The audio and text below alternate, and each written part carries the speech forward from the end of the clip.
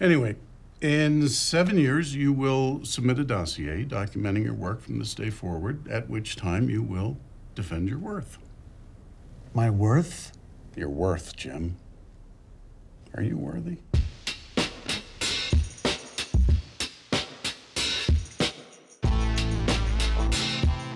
So it's an insulting question, right? So that's the thing about it. Of course I feel worthy. I felt worthy before I came into this meeting.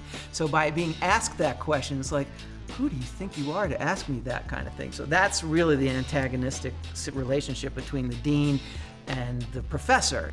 That sense of worth is a huge driving force, I think, for Jim. He's kind of thrown this all together in terms of successful family, successful job, tenure being such a huge part of that, published novelist. When you're going through tenure, it's a make or break situation. You've been thinking about this for your entire academic career. I don't care. I'm a published fucking novelist now! Oh. The joy of doing this stuff is when you collaborate with an actor and with someone who has the kind of experience Tim has. He brings it to a whole nother level. And he's asking questions that I may not really have thought about at that level, but then it forces me to think about it at that level. And so that's where it's exciting to make a movie, is to kind of, have somebody who is as invested in telling the story as I am.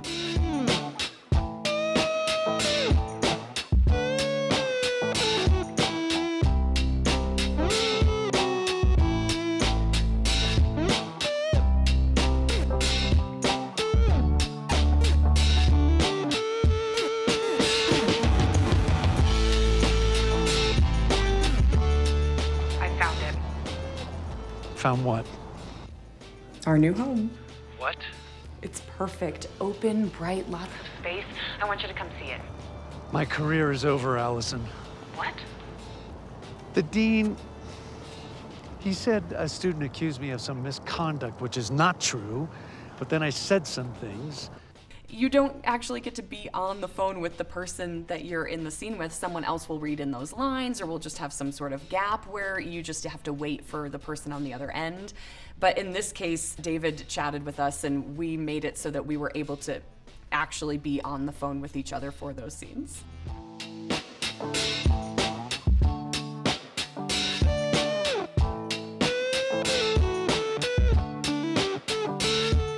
If I knew I was in the scene, if the scene was this set that we're in right now, and then David and Trevor and Chris are communicating about their how are they going to shoot it, and watching that collaboration was so enjoyable. The story that's being told by the way they are using the camera, by the way they're framing, by the way the camera's moving, those are things that most audiences don't consciously have an awareness of, but subconsciously it has a huge impact on them.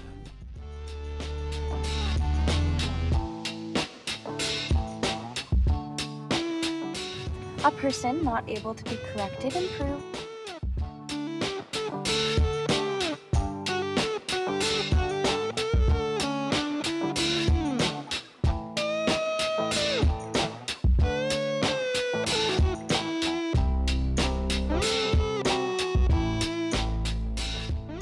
Planned on doing a lot of moving camera because Jim's character is constantly in motion. The idea was to put a lot of the film on Steadicam so that the camera is moving almost all the time. Very rarely is the camera not moving. How do we frame for that? How do we light for that? If the camera is moving, you can't have light stands in the frame. So they rigged up lights that were hanging on the ceiling so that the camera was free to move around. In about 10 minutes? The committee is here, waiting. Yeah, okay. I'll see you soon.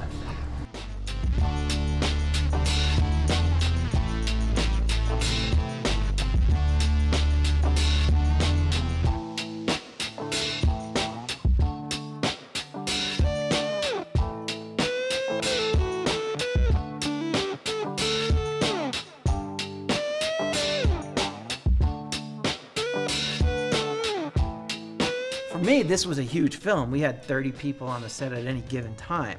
But for a Hollywood production, it's not uncommon to have 150 people on set at any given time.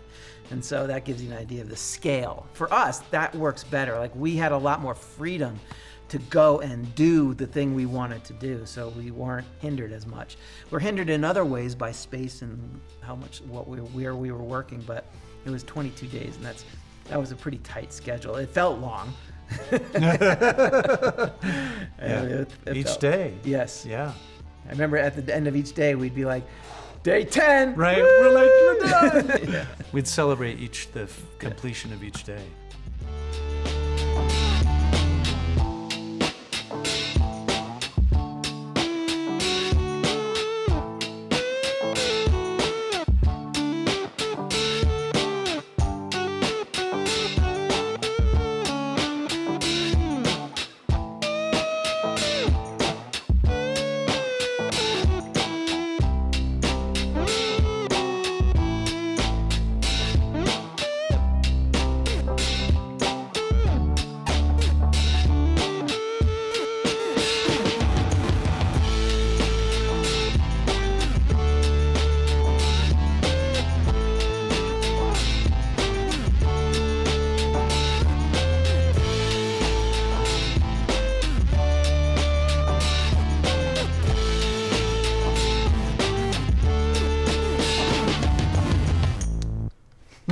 Now we gotta do one with retreating squid. You ready?